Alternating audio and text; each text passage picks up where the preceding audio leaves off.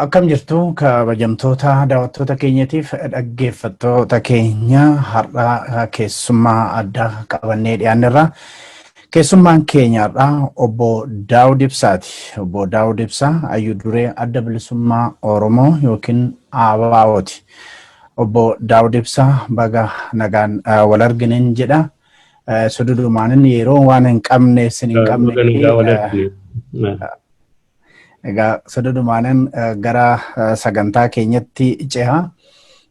Haala yeroo irratti egaa kan isin wajjin mari'adhu mee marii keenyatti seenuudhaani ofuma keessaniifuu haala akkamii keessa jirtu namoonni baay'een nageenya obbo Daawud maal fakkaata kan jedhu nu gaafatu. Sana yoo ayyamamoo taatan sanaan jalqabnee gara gaaffii isa kaanitti ceha. Gari walumaa gala haalli nageenya Oromiyaa ka Oromoo uummata keenya walii galaatu keessa turtee ka deemtedha. Namni hundi riiska isa jedhan sana yookaan immoo balaama keessa sosso'a. Maaliifi biyya Itoophiyaa jedhamtu kana keessaati Oromiyaan lafa lolaa godhameera. Addatti immoo hogganooti dhaabota mootummaan kun akka diinaatti akka gaariitti akka diinaatti lafa kaawwatee jiru. Isaan kun yeroo hundumaa balaa keessa jiru. Kana keessa erga Haacaaluun du'e immoo namni hundi balaa keessa jira. Hogganooti hedduun hidhamaniiru. Gaafasis balaadhaaf ka affeeraman ni turani. Ergasiitii hojii hojjetaa turre haa ta'utii guyyaa tokko Federal Police irraati namoonni dhufanii nageenya keef jecha mana akkan baane naannoo kanas ni tiksina jedhanii odeessa wayii argatanii jennee tamannaa. Isaan kun dhuguma waan kana qabatanii waa hanqisuudhaaf akka dhufanitti hubanna jechuudha. Ergasiitii egaa riiskii nu keessa sossoona akkasumatti hubachuudha. Inni egaa ka Oromoo hundaa waan ta'eef haaraa nuuf hin ta'u hunda keenya. Gaariidha. Mee waggaa lamaan dura kan gara biyyaatti deebi'e ABO'n isiniin hoogganamu iddoo addabaabaayii masqalaa yookiin abiyyoota addabaabaayii jedhamutti haasaa gaafa sana gootani. Egaa seenne lammata hin baanu uummata keenya wajjin wareegamna malee haasaa jedhuu fi ejjennoo akkasii tokko dubbattanii turtanii. Mee duubatti deebinee haa ilaallu waggaa lamaan kana attami ABO'n keessattuu sin dabalatee jechuu kiyya. Adeemsi waggaa lamaan darbee maal fakkaata ture? Xiqqoo ishee boodattiin si deebisaa kanatti nan dhufaa. Haala sochiin uummata Oromoo qabsaa'otaa addatti immoo qeerroo bilisummaa Oromoo keessaa mul'atee ka argamu sochiin qabsoo bilisummaa Oromoo sirna jijjiiruudhaaf wareegama hedduu baasee mootummaa kana dhiibee gara kuffisutti yeroo gahutti garatti deemnuu fi keessa mootummaa jijjiirama kana sodaatuudhaani uf keessatti waan jijjiiraman agarsiisan fakkaatanii tarkaanfii akka fudhatuuf deeman. Kuni dhaga'amaa ture, namni hundi dhaga'aa ture. Nuti haala sochiin kun deemaa jiru gara mootummaa ofirraati darbatuutti ka deemaa jiru waan akeekkatee fi hundaaf akka ta'u biyyattiitiif akka ta'u nageenyaafis darbee immoo jijjiiramni itti deemnu kuni amansiisaa ta'ee uummataafis ka jijjiirama barbaaduufis naannoofis addatti immoo Oromiyaaf hundaaf ka waan ta'u mootummaa ce'umsaa akka ta'u waamicha goonee Londonitti konferensii tokko waamne.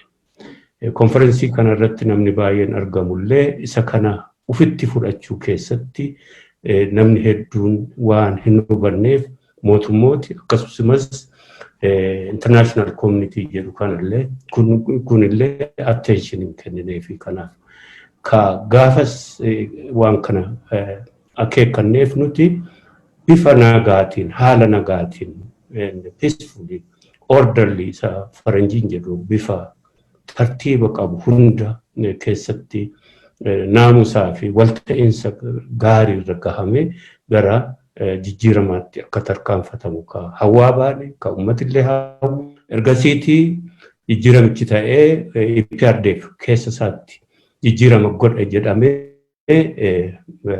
Dr. Abiy akka Prime Ministeritti filame haasaa godhe sanarra dhaabbatee egaa namni gara biyyaatti deebi'uudhaa fi baay'ee ariifatee saffisee namni hedduun deddeebi'e. Kana keessattis nuti sirna sana wajjin mootummaa EPRDF regime ka jedhani waliin lolarra waan turreef bakka gareen sadaffaa jirutti akka haasofnee gara biyyaatti deebi'uu osoo ta'e bifa sirna qabu tokkoon akka ta'u hedduu tattaafannee kana haala jirruu fi bakki jirru suni nuuf hin dhaanjoofne kana hojiitti hiikkachuu hin dandeenye haala hokkolaa tokkoon jilli asii ergamee achitti walta'iinsa goonee galle jechuudha. Walta'iinsa goonee galle kuni walta'iinsichi egaa numaa fi mootummaa Itoophiyaa gidduudha. Galle erga galleetii gaafa gallu sana gaafa dhuftanii isin qeeballaa xayyaara isinii erginaa waajjira gaafanne nuti hoteela qubachuu hin barbaannu waajjira keenya nu deebistu kanallee waadaa seenanii haa ta'uti gaafa gallee jalqabee galagalanii nu ilaalle gaafa gallee jalqabee galagalanii nu ilaalu diduu qofa otoo hin taane akka nuti hin galle danqaraa hedduu uumanii dhiibbaa hedduutiin akka ta'e yeroo adda addaatti dubbanne irraa kan akka uummatillee beekudha jechuudha. Inni kun gaafas addi bilisummaa Oromoo ka ufuma isaa akka addaatti of ilaaluuf kana godheetti namni hubatillee jira.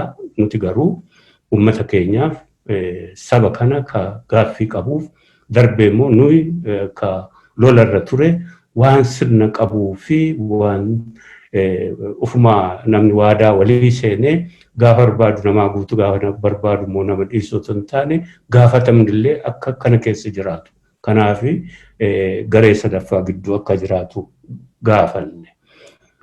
Ka qabsoo gochaa bahe kuni adda bilisummaa Oromoo qofaa miti uummata Oromootu jaarmiyaa kana keessatti dhiiga isaa dafee isaa itti invest godheera. Kanatu nutti dhagahama ture. Darbee fedhii fi akkasumas eeyyama paartii tokko qofa yoo ta'e boorga nama rakkina akka seennuu fi qabsoon kunii fi jijjiiramni kunii fi walumaa gala biyyattii walii galaa akka rakkina seentu nutti mul'ate jechuudha.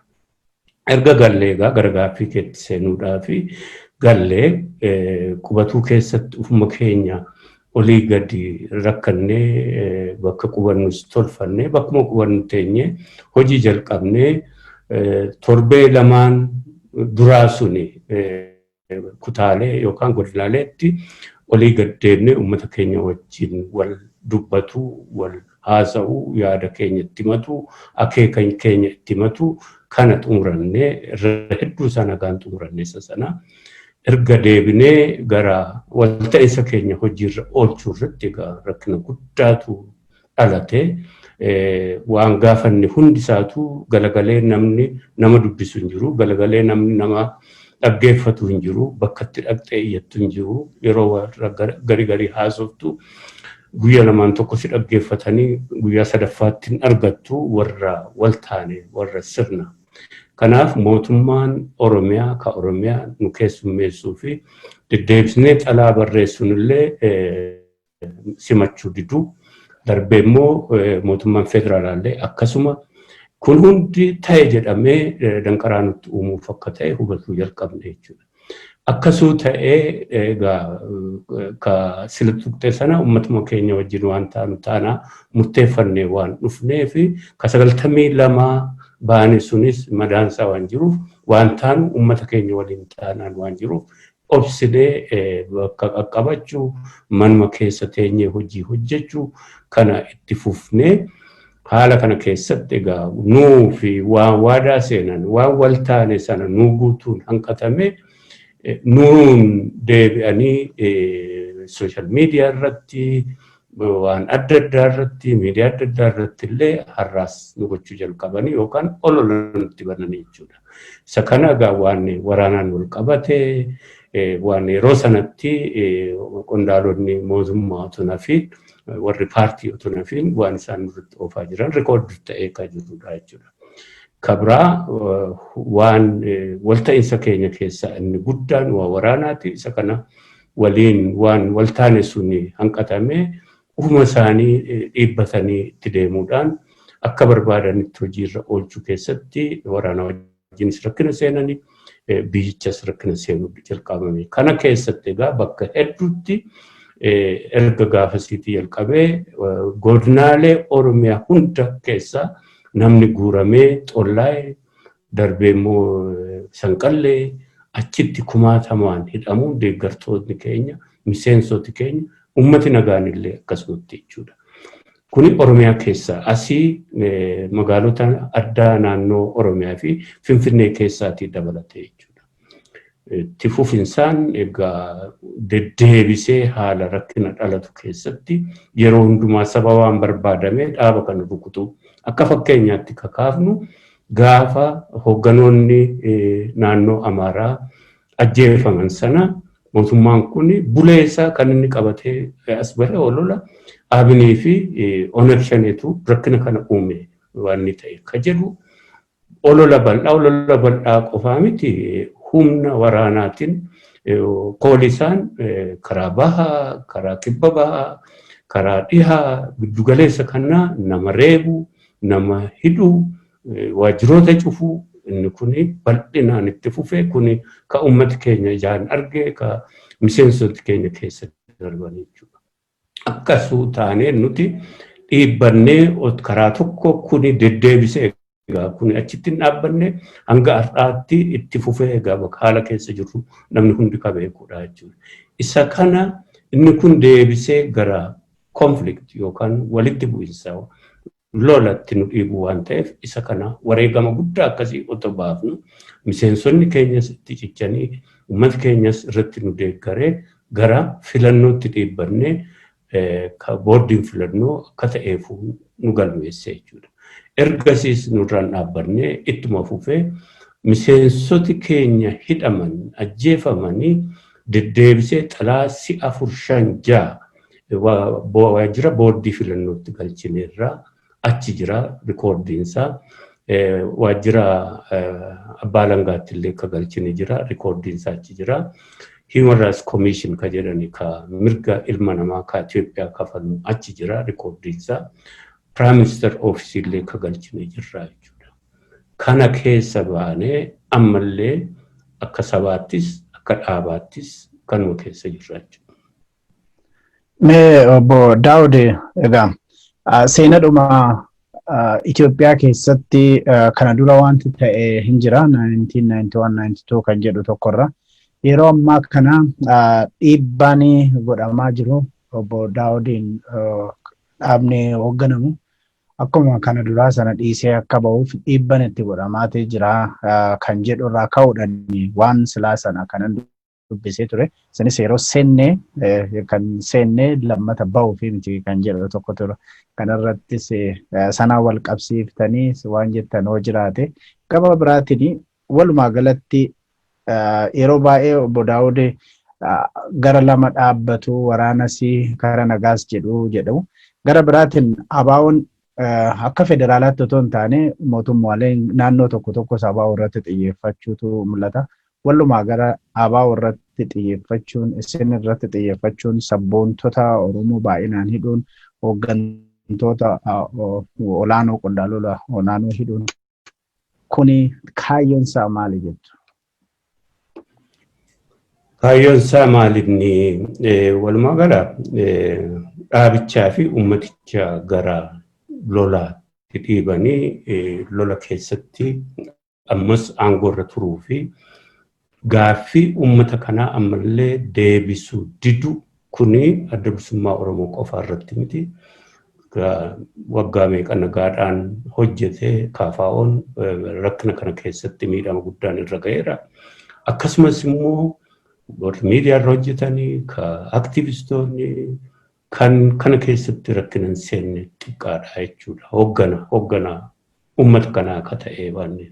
Kana keessaati adda bilisummaa Oromoo jaarmiyaadha. Jaarmiyaa siyaasaati. Jaarmiyaa bilisummaadhaa fi qabsaa'uudha. Inni kun taargetii keessa galuun har'a qofaa miti. 92 jalqabame akkasuma taargetii keessa jirra. Maaliif kana godhanii ka jedhu uummatichuu deebii isaa qaba.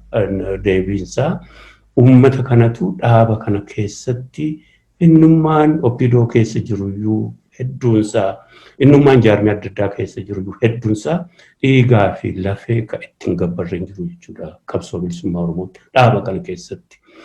Yookaan adeerasaa, yookaan eessumasaa, yookaan adaadaasaa, yookaan obboleettiisaa, yookaan obboleessasaa kan hin dhabnee fi qabeenya isaa ittiin miidhamne yookaan qabsoo irratti wareegamu yookaan immoo biyyattii Oromiyaa keessatti bakka adda addaatti hidhaa fi toorchar ajjeechaa kana keessatti namni maatiin ittiin hin tuqamne jiru jechuudha. Kanaaf jaarmiyaan kuni hagamuu of keessatti Oromoon komii walirraa qabaatullee jaarmiyaan kun ka ummatichaan akkasitti irratti wareegamni baafamee mararfannoo qabu ka obbo dandeebine ta'uu waan beekaniif isa kana ammallee rukutuu fi yoo danda'an facaasuu fi yoo danda'an immoo miidhaa guddaa irraan gahuu yoo dadhabani kuni ajendaa lafa jirudha jechuudha.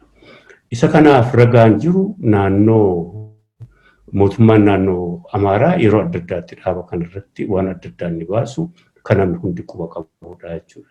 Jaarmiyaalee siyaasaa ofiin jedhan keessaa hedduun isaanii mootummaa kana waliin ta'anii ka Itoophiyaa maqaa dhaatan ka jaarmiyaa kanarrattii fi saboontota Oromoo irratti bobba'anii jechuudha. Ka mootummaa caasaan mootummaa hanqate jechuudha. Isa kana keessatti as dhiyoo kana osoo rakkinni hedduun as jabaatee ittiin fufiin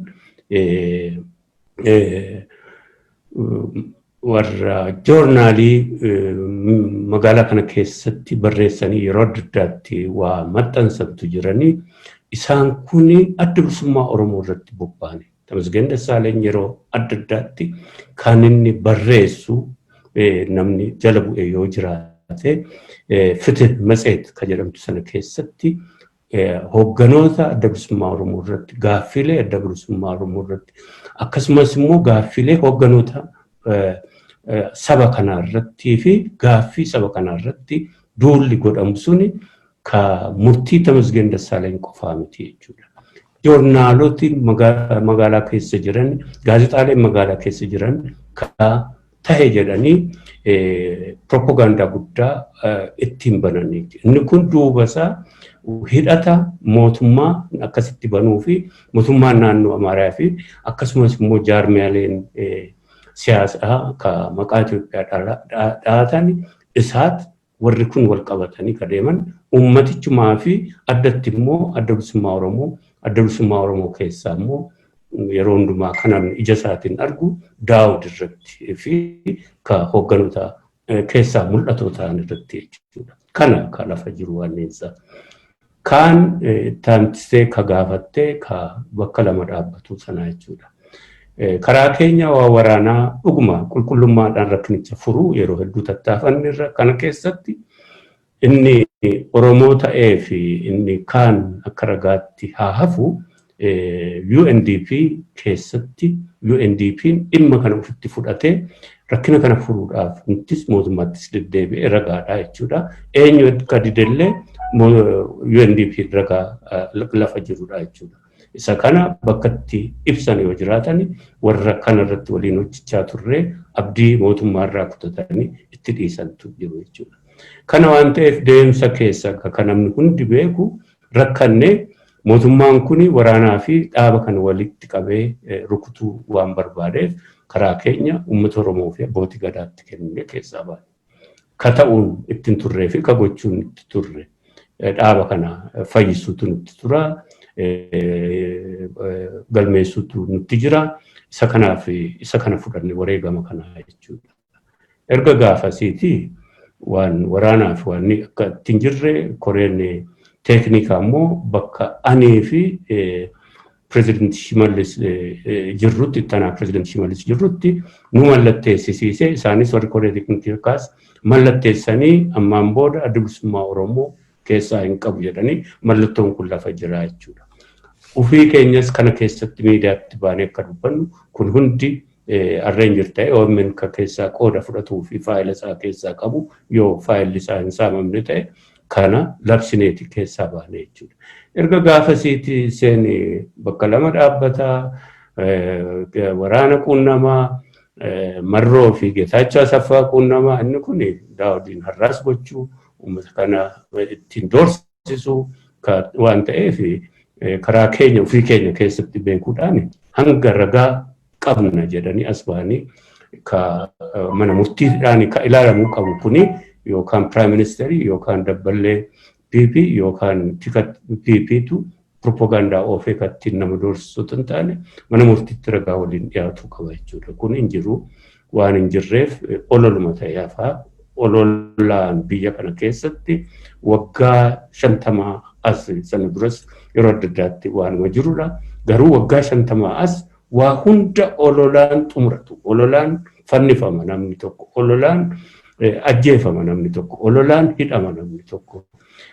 Jaarmiyaan tokko ololaani kan irratti duulamu kuni aaduma ta'ee ammallee akkasitti jira ololuma malee waan addaa tokko hin qabani jechuudha. Ittiin nama doorsisu. Isa kan agaasuma sana sila jenne keessatti ka itti murteeffannee dhufne waan ta'eef ka dhufu fudhachuudhaaf qophiidha. Kanaan namni doorsifamu hin jiru. Keessattuu ka Geetaachoo Asaffaa jedhanii yeroo adda addaatti maqaa tuqanii Geetaachoo Asaffaa wajjin dhiiga namaa hangalaasaa ka bahanii ragaasaa dhiyeessuu ni danda'ama yoo bakkatti dhiyeessan koortiin yoo jiraate yookaan justice bakkatti waan ni godhu qulqulluu addi bilisummaa Oromoo fi uummati Oromoo kanarraa qulqulluudha jechuudha. Kanuma kana jechuu dandeenya. Gaariidha. Mee obbo Daawud Ibsaa hayyuu duree adda bilisummaa Oromoogaa. Yeroo ammaa kana qondaan lolaanoo adda bilisummaa Oromoo kan akka Abdii Raggaasaa fa'aa hidhamaniiti jiru.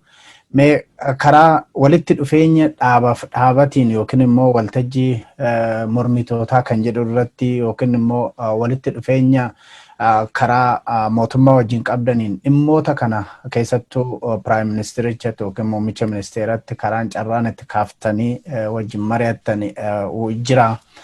Lammata immoo yeroo baay'ee obbo Daawud Ibsaa nan shakkaa kan jedhu tokko qaba muummichi ministeeraati. Sana immoo wajjin teessanii akka qulqulleeffattanii qulqulleessitanii kaatanidha kan.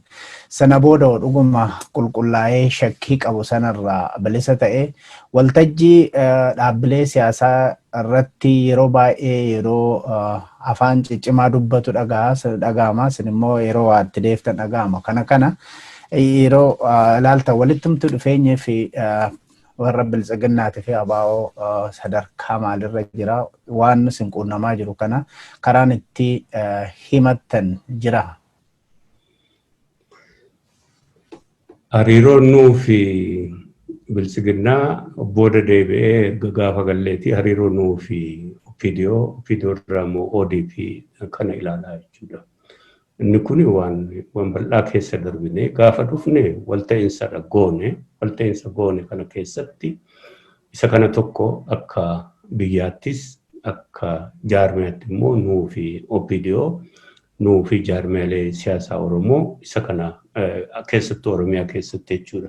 Isa kana ilaalaa waan ta'eef ka walta'iinsa kana akkuma sila jedhee mootummaa federaalaa fi mootummaa Oromiyaa ilaalaa isa kana waan tattaafanne hin taane walta'iinsi ka jaarmichaafis mootummaan guutuu qabu ka walta'iinsa goone erguma galleeyyuu koreen teeknikaa lafa taa'ee ka mootummaan guutuu qabu ka adda bilisummaa Oromoo guutuu qabu ka jedhu karaa keenya kan nu ilaaluun guunne karaa mootummaa waa takkallee tun guutaminaaf jechuudha. Kuni kana. Akka jaarmiyaa poolitikaatti immoo erga gaafa galleetti hariiroo nuu fi OPDO waggaa 27 beekama waan ta'eef kan akka dalagee adda bilisummaa Oromoo keessaas haa ta'u OPDO keessaas haa ta'u yoo justicein biyya kanaa hojjete justice ilaala koortii ilaala achitti dhiyaatuu danda'a.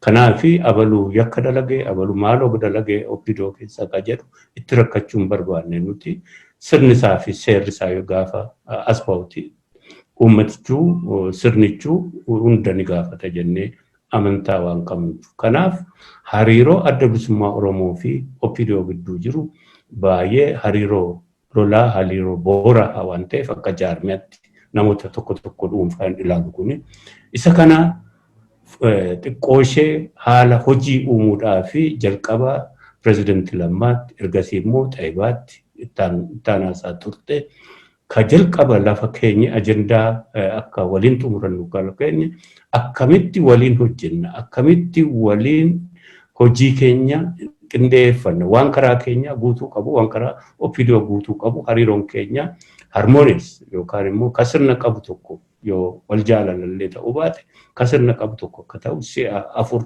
ajendaa qabsiiseera. Tokkoon isaa iyyuu sirnaan nuu lamaan wal gidduu teenya xumurachuudhaaf banaa intrastii ittiin qabani banaas hin taane jechuudha. Ergasii wanti as bahee yoo jiraate hariiroo boorahaan sun ittuu hammaatee waa waraanaan qabatee abbootiin gadaa nu gidduu seenanii yeroo hedduu haasofneerra. Yeroo hedduus walitti dubbanneerra. Inni kun waan waraanaa fi waan wal himatuu fi waan malee waliin hojii qindeeffatu kan ilaalu jechuudha. Isa sana akkaataatti xumuramee pablikiinis uummatis beekaa akkasumas abbootiin gadaa fi kaanis warra kan keessatti akka jaarsummaatti qooda fudhatan ni beeku jechuudha. Sun kanaan akka sanaatti ta'ee karaa deemsa koree teeknikaatiin xumurame. Akka jaarmiyaatti egaa deebinee ka wal argine dhaabootiin garana torba ta'an adda bilisummaa Oromoo, KFO, ODP, ABO tokkoome, ABO qaama ce'umsaa kana fakkaatan dhaabootiin torba gara ji'a 8 wal haasofne haala gaarii keessatti wal haasofne akka waan dhimma Oromoo irratti ka waliin hojjennu akka darbee immoo naamusa fi safuu kabajuu qabnu kana walii qopheeffanne inni kuni bareedaa ta'ee deemee dhumisaa badee dhumisaa akkan taane ta'ee ka Skylight Hotelitti gara gaaddisaa hoogganaatti shift godhe sanaa jechuudha.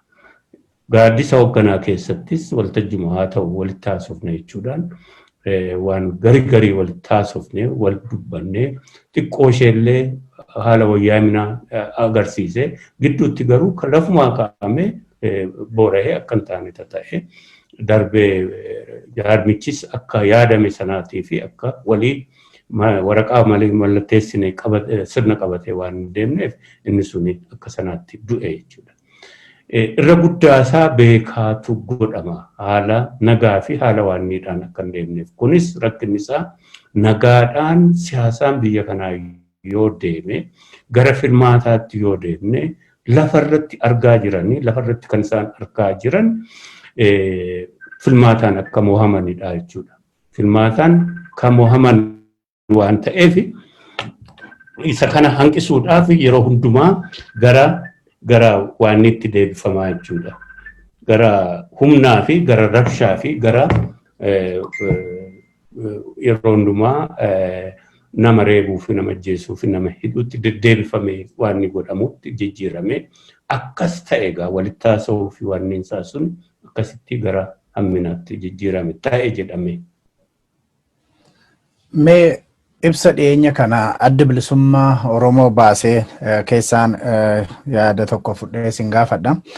Egaa fulbaana booda rakkoo biyyattii mudatee fi furuu fi yaada qabxiiwwan 5 qabu kana dura dhiyeessuu keessanii ibsa sana keessatti tuqxanii turtanii kun immoo qabxiiwwan sun 5 akka qabxii dirqisiisoo ta'anii rakkoo biyya sanaatii fi furmaata kan jedhu ture. Mee isan immoo mootummaan ammallee irra deebi'ee ilaaluun akka irra jiraatu yaadachiiftanii yookiin immoo akeekkachiiftanii qabxiiwwan sana tarii daawwattoota keenya otoo nu yaadachiiftanii obbo Daawud.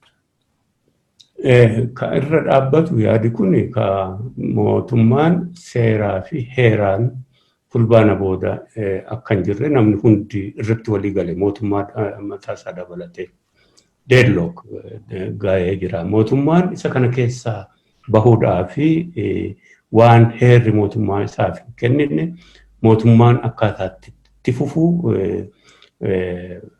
mana maree federeeshinii murteessifatee warra koree dhimma hiika heeraa ilaalu qopheessifatee mootummaan akkaataatti fufuu lafa kaawwate. Kuni ka heeraa miti ka heerris kennuufi miti fudhatamas hin qabu.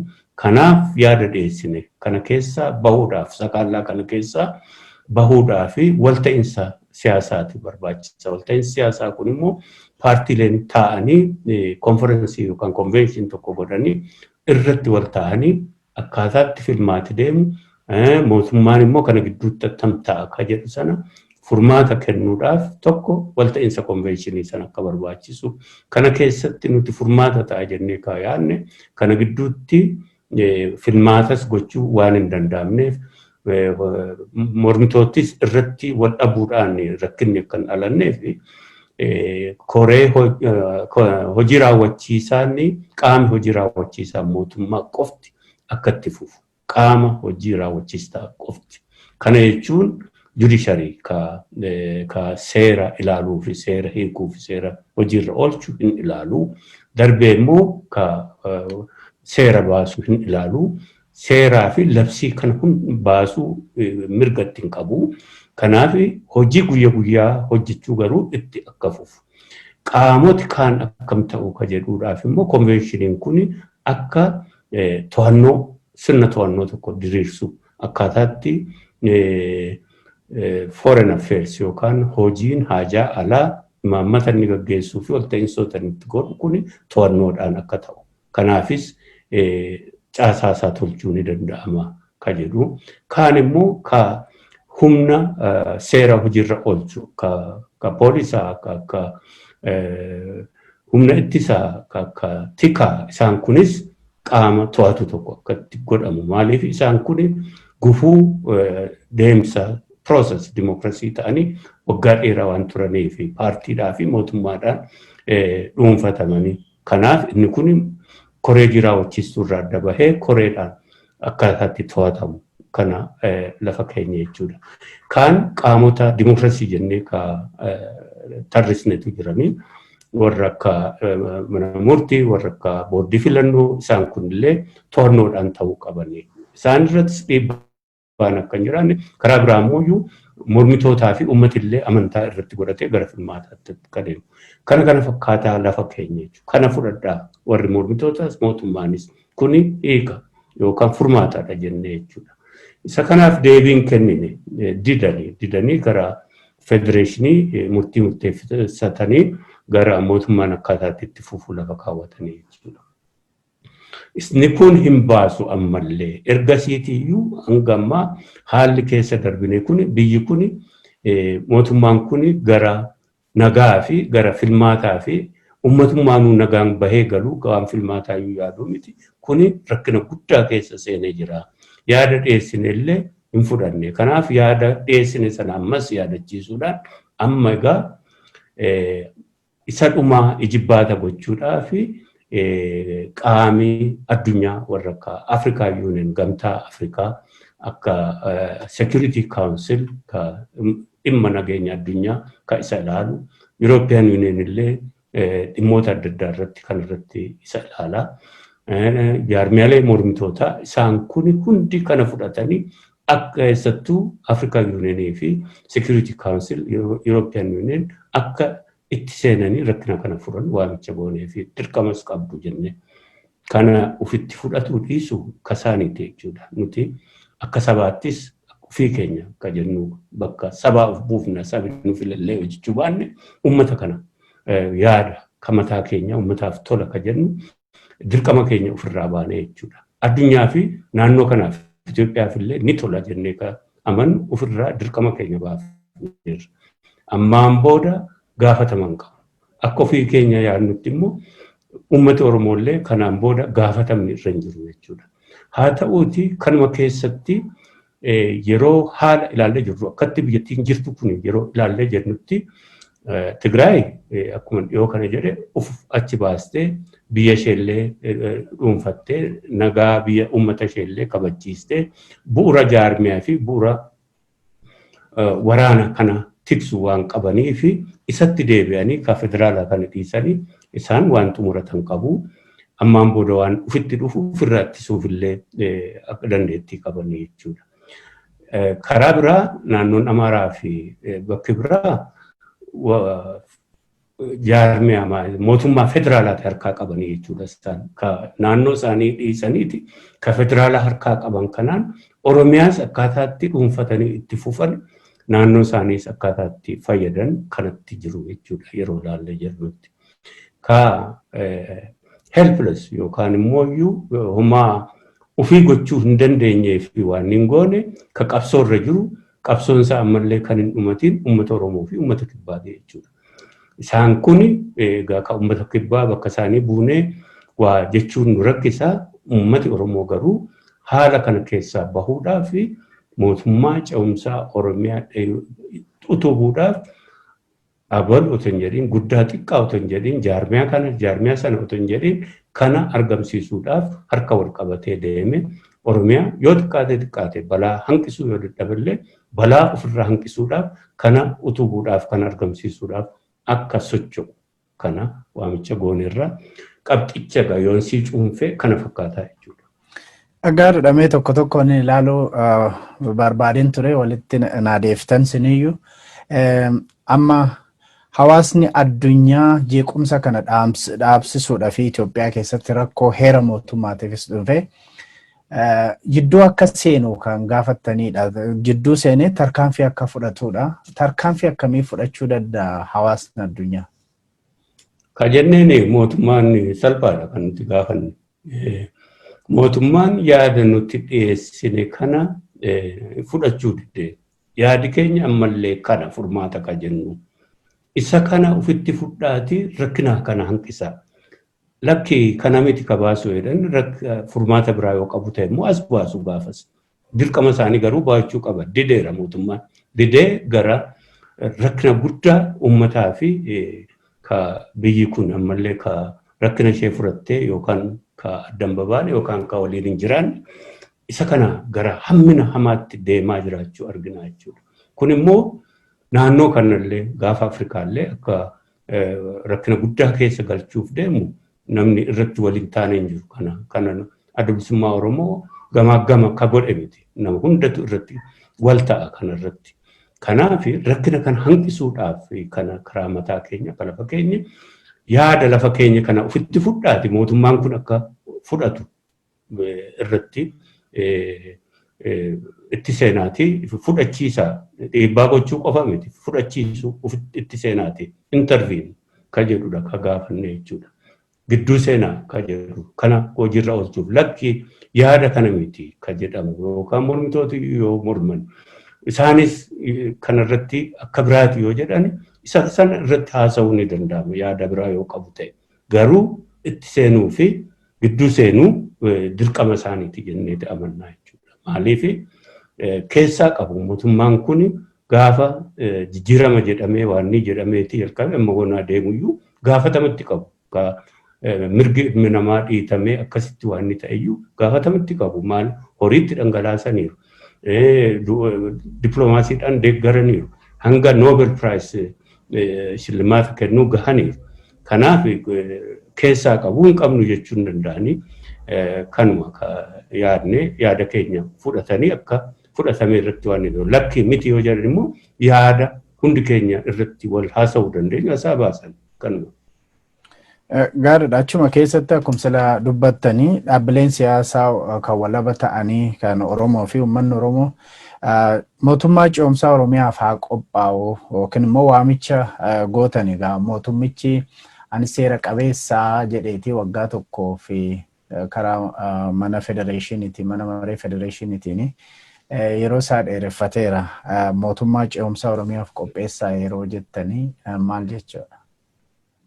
Mootummaan fulbaana booda akka seera waan taane namni hundi irratti walii gala kana eenyuyyuu ka mormuu danda'u hin jiru. Maaliif heera sana keessa ka homaa isaa eeyyamu hin jiru.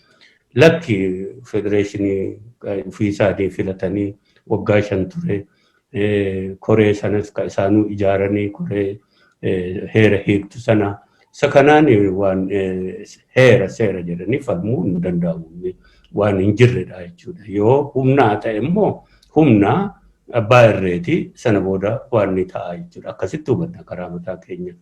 Kanaaf mootummichi fudhachuu dide yoo humni addunyaa nuti gaafannu kun qaamni addunyaa adda addaa kan nuti gaafannu kun gidduu seenuu didellee teenyee hin dhumnu. Kanaaf ummati Oromoo kanaafuuf qopheesse kanaaf hojjetuu qaba. Hanqisuudhaaf suni ta'uu baates mirgatti qaba. Haala waan filmaatichi hin jiraanne mootummaan itti fufne keessatti. Kanaaf isa sana waamicha goone jechuudha. Gaariidha obbo Daawud Ibsaa hayyuu duree adda bilisummaa Oromoo. Egaa haala siyaasaa biyyattii irraa ka'uudhaani egereen Oromiyaa mee maal ta'uuf deema? Biyyattii walumaa galatti haala siyaasaa ammaa irraa yeroo ilaaltanii garamitti deemaa jirti jettu? Biyyi kun carraa qabdu waggaa 2 fi walakkaa kana keessatti gubdeetti. Carraan jiru gaafa duraa hundi keenyayyuu abdii fi tarii reservation of eeggannoo warri qabnu jira. Namni hedduun abdiidhaan mootummaa kanallee deeggare akka mootummaan kun sirna darbirra irra wayyaadha. Dimokiraasii nagaa kana hojiirra oolche jedhee deeggare. Gara kenne keessa uummata Oromoo guddinaan ka kennedha jechuudha. Deeggarsi kunii fi hawwiin kunii fi abdiin kun waggaa tokko keessatti biyyee nyaate. Biyyee nyaachuu sana keessatti namni of keessa galagalee ilaaleera. Karaa keenya itti ciccinee hanga waggaa 2 gaafa duraa paartiilee siyaasaa wajjin teenyee walii mallatteessinee akkaataatti deemsi dimokiraasii kun milkaa'u kana keessatti qooda fudhachuu kana keessatti naashinaal diyaaloog ka jedhullee kaasanii isa kanallee itti seennee akkaataatti gaaffiileen politikaa hundi achi keessatti ilaalamanii furmaata argatan. Ajendaa politikaa qaba namni hundi interest yookaan fedhii qaba akka sabaattis akka paartiittis. Achitti nagaadhaan dhiyeeffannee waan ni goona ka jenne inni sunillee galagalamee ilaalamuu hanqatamee kunoo gadda waggaa 2 walakkaa akka qoosaa tokkotti ka'amee jira jechuudha. Haala rakkina guddaa keessa hogganoonni jaarmiyaalee hedduu keessattuu warra akka keenyaaf KFO manedhaa keessa jiranitti miseensonni jiran waajjirri cufamee jiru keessatti naashinaal daayaloog jedhanii as baasanii jechuudha waan qoosaa tokko fakkaata. Carraa guddaatu gubate jechuudha. Waan filannoo itti deemamu kanatti hidhataadha. Ni galmaa'ee namni hundi filannoo kana ummati barbaada, paartiileen barbaadani. Isa kana COVID yookaan koronaa kanaan qabata godhame osoo koronaan hin jalqabin isa kana rarraasanii akkasitti biyyee nyaate jechuudha. Abdiin sun maali sun? Isa kana keessatti waggaa 2 kana yoo ilaallu conflict yookaan lola bobbaa waraanaa bobbaa poolisaa kanama cafaqu karaa naannoo Amaaraa kana karaa Walloo kana karaa Tigraay fi Amaara gidduu gara kibbaa kana naannoo Somaaliyaa irra deddeebi'ee Oromiyaan immoo dirree lolaa taate command postiin ka itti diriire Oromiyaa guutuun command postii keessa jirti jechuu danda'ama jechuudha. Kanaafi uummati Oromoo kana ammas kana ofirraatii diduudhaan qabsoo hamaa keessa kaseenee fi mootummaan kunii fi uummati Oromoo amma sadarkaa hammeenyaatti qabsoo irra jiran jechuudha. Kana keessatti uummati Oromoo waan guddaa hubatee jira jenneetti amannaa mul'atas lafarratti akka ganame ammas deddeebi'ee ganameera akka sabaattuu duulli ka irratti baname kanaaf jecha keessaa fi alaan waan nama abdachiisu gaaffii isaa qabatee furmaatatti bahuudhaa fi sagalee isaa gara tokkotti luucceffataa jira jechuudha. waan keessa isaa hagamuu waan ni biraa jiraate gadi xiqqeessee yeroo ammaa kana keessatti gara hammina kana keessaati bahuudhaaf harka wal qabatee jira. Kanaaf balaan karaa mootummaan gaafatama isaa bahuu hanqatee ofiisaa gara ufumaan murteeffatee gara diktaatarummaatti mootummaatti fufsiisu waan filmaata maaliis jedhu as baasuu danda'a. Waan haala kana keessatti waan fakkaanneef waan mul'anne isa kanas as baasuu danda'a. Kuni immoo gara lola gara security crisis isa jedhan sanatti biyyattii fi Oromiyaa ka afeerudha jechuudha karaa mootummaa. Karaa uummata Oromoo garuu haala ummatichi akkasitti wal qabatee deemu kuni caalaatti yoo jabeeffame deeme furmaata warra kaaniifuu ka fidu ta'a jenneeti nutti mul'ata jechuudha. Waan abdachiisa waan fuuldura keenya jiru isa kana gadi jabeeffatee furmaata isaa akkuma kanaan dura ofiisaa warra kaaniifuu furmaata fide ofiisaa of keessatti furmaata kana fiduudhaaf socho'aa jiraachuutti argina jechuudha.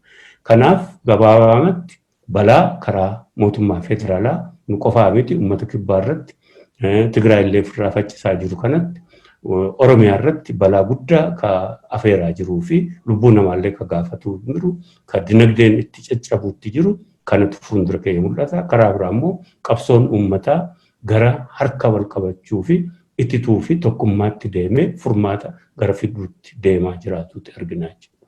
Kana nu mul'ata. Kana keessatti waan shakkii hin qabne wareegama gaafatu malee Oromoo fi Oromiyaan injifannoodhaan keessa bahumaa waan hagam fixaa fi wareegama gamii gaafataa qofatu waan gaaffiidha malee akka injifannootti bahu shakkii hin qabnu karaa mataa keenya.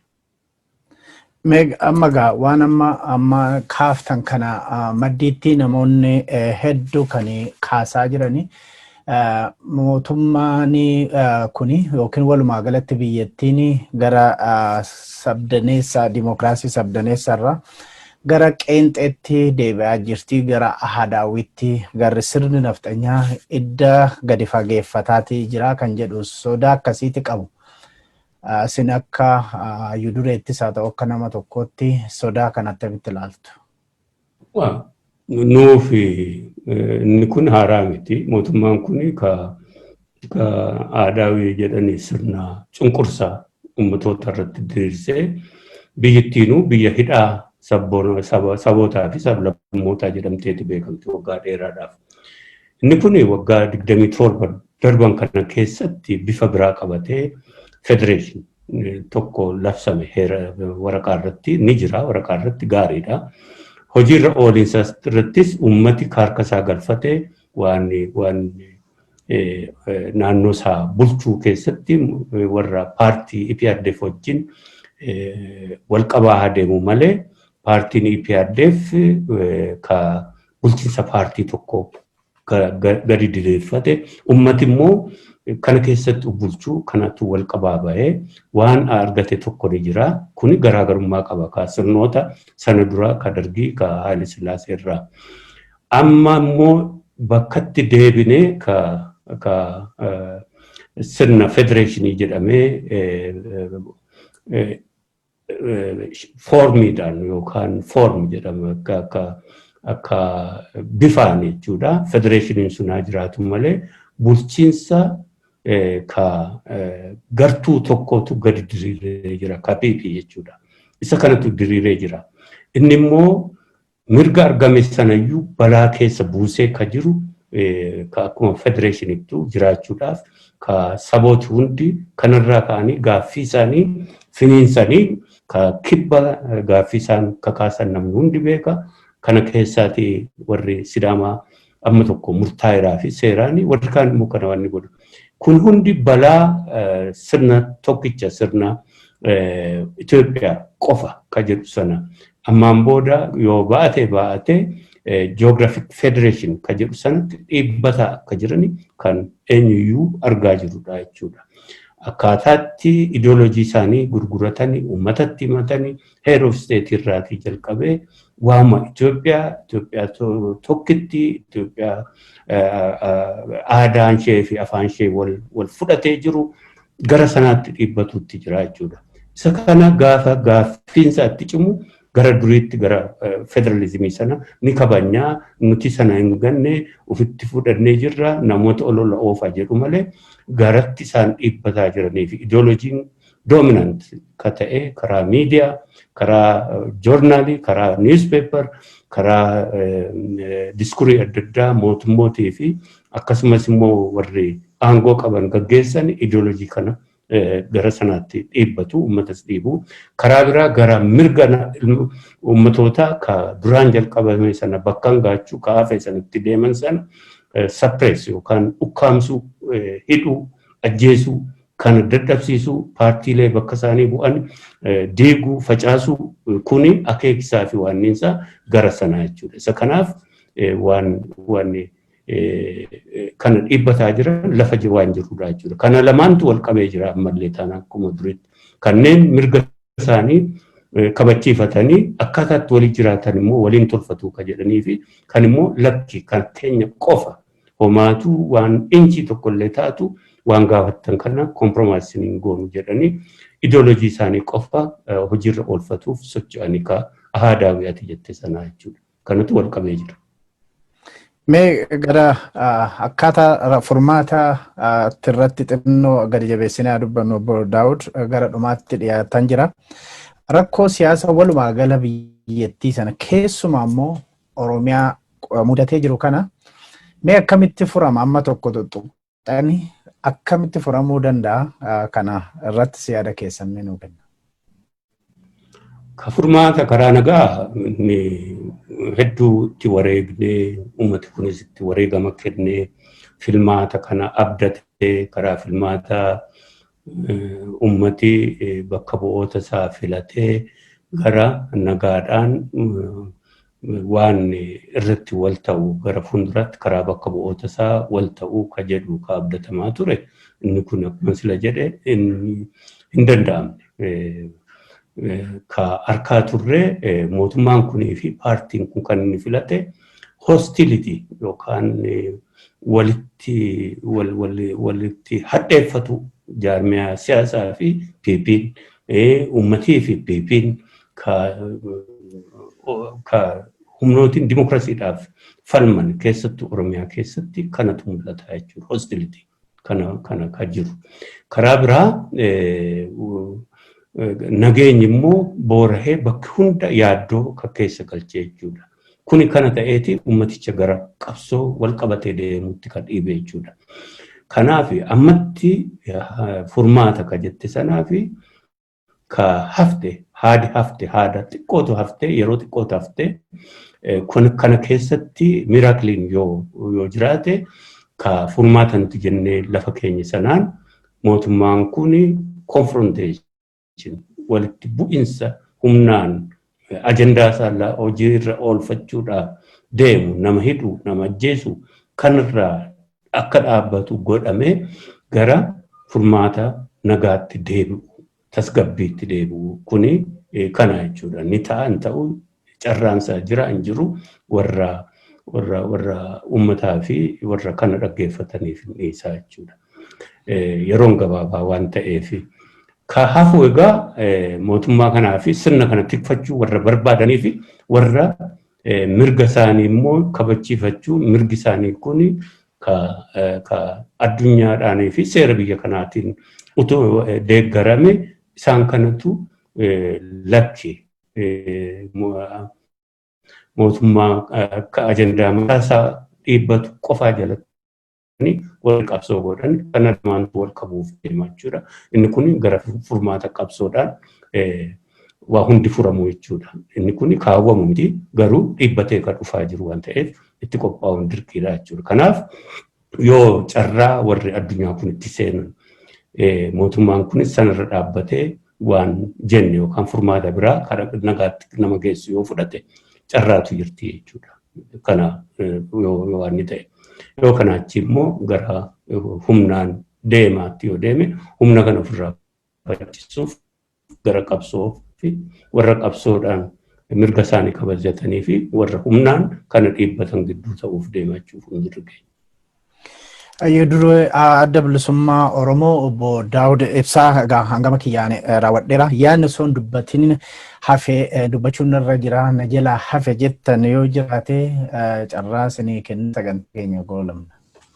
Waan dubbatan illee baay'eedha. Garuu karaa mataa koo waan gabaabduu jedha. Uummata keenyaafin alaaf keessaa fi dhaamsa dhaammachuu barbaada. Kana duras yoo ta'e uummata kanaaf ka dirmatu hin argamne. Ka qabsoosaa fi gaaffiisaa gaafa lafaa kaasuutii jalqabee ufuma isaa tattaafatee wareegama meeqa namoota qaqqaalii meeqa itti dhabee otuma ni facaana ni balleessina ni waan ni godhan jedhanii itti duulanii dhiibbatee bakki amma gahe kuni bakka booda deebi'uu danda'u miti gaaffiin uummata Oromoo. Kana booda deebisnaadhaan immoo ammallee karaa warra mirga uummata kanaa akka uummati kun mirga isaa harka hin galfanne ummatoota kibbaa walii galaa akka isaanitti mirga isaanii harka isaanii hin galfanne gufuun jiru ammallee irraa dhaabbachuu dideera jechuudha. Waan ta'eef amma ofirratti hubannee uummati Oromoo bara yeroo dargiin dhufe deeggarsa guddaa godhe keessattuu Oromoo qofa miti warri kaanis deeggarsa gara waggaa 10 dargiitu deeggaraa ture jechuudha. Garuu ka deebisamee fi waan deebisamee fi deebiin kennamee fi suni ajjeechaa hidhaa akkasumas immoo gaaffii isaayyuu galagalanii ilaaluu diduu kanatu deebi'ee fi deeggarsa mootummaa sanaa jijjiiramadha revolution kanatu jira jedheeti kenneefi. Bara TPLF dhufte sana opiidiyoon karaa Gojjaam yeroo Naqamtetti galte humna xiqqoodha ka Oromoon keessatti mul'atu. Ammas ni gowwoomee bilisummaa fiduu jarri kun waan bilisummaa taasa'u waan walqixxummaa taasa'u kana waan ni jedhee fi jala hiriiree deeggarsa kenne waggaa 2-3 otoo hin gahin ka bilisummaa Oromoo qofaa otoo hin taane ummatichummaanuu walii gala waggaa 27 kan inni keessa bahe hundi ka yaadatudha jechuudha. Ammas jijjiiramni TPLF irraa gara waan itti yeroo ta'u kana dagachuudhaan yeroollee fudhadhee mee nan ilaala mee dhuguma waan jedhan kana hojiirra oolchuu tan jedheen mootummaa OPDO fi achirraa immoo tiim lammaa ka jedhuun mootummaa amma jiru kan deeggaranii haalli keessa baane kuni haala baay'ee yaaddessaa haala baay'ee wareegama guddaa haala ganamu kan keessa seenne jechuudha. Kuni barnoota guddaa ta'uu fi qaba uummata Oromootiif. Karaa tokko uf danda'ee wareegama meeqaan dhiibbatee as gaheera. Karaa biraa immoo warra kaan wajjin furmaata kennuudhaaf deeggarsa illee kenne deebiinsaa garuu salphinaa fi wareegamaadha jechuudha kan kennamee fi mataanis haa ta'u akkasumas akka sabaatti jechuudha. Kabajaa itti dhorkuu fi waan gochuu. Inumaa'uu revenge maaliif qabsoo gootan maaliif jijjiirama fiddanii revengin waan fudhatamaa jiru fakkaataa jechuudha. Kanarraa of deebi'ee barachuu qaba akkuma uummataatti akka sabaatti warra politikaa qofti kana hubatanii iyyuu qofa miti uummatichi kanarraa baratuu qaba. Ammaan booda kan kooti ka jedhee jalqabe sana akkuma amma jalqabe kana harka ol qabatee keessaaf alaan uf ittisu darbe immoo gaaffiisaa yoo danda'ame yoo nagaatti deebi'an karaa nagaa waan abdachiisaa miti suni yoo dide immoo uf ittisuu fi qabsoo isaa bakkaan gahachuudhaaf homaa qaawwa keessa otoo hin galchiin inumaa'u inni kun warra saboota adda addaa warra karaa kibbaa jiranii fi karaa addaa jiraniif hunda isaaniifuu furmaataa Itoophiyaa jedhamtu sanaafis yoo gara fuulduraatti nagaan akka jiraattuuf bu'urri isaa fi humni isaa Oromoo qofaadha jechuudha. Kun immoo harka ol qabatanii kana naamusaa fi sirnaan qabsoo kana bakkaan gahachuudhaaf socho'uu kana waamicha akka goonu fayyaa ta'e ulfaadhu. Hedduu galatoomaa obbo Daawud Ibsaa yaada bal'aan kennitaniif hedduu galatoomaan siniin jedha. Fayyaa ta'aa jiraadhaa sinis. Hayyee egaa kabajamtoota daawwattoota keenyatiif dhaggeeffattoota keenya turtii obbo Daawud Ibsaa hayyuree adda bilisummaa Oromoo ABO wajjin goone kanarraa akkanumaan raawwanna. Egaa sagantaa biraatiin immoo walitti deebinaa ammaatti kan si wajjin ture Andejenee Guutamaatii gama teeknikaatiin Abdii Jamaal ture waan nu wajjin turtaniif hedduu galatooma nagaan nu tura.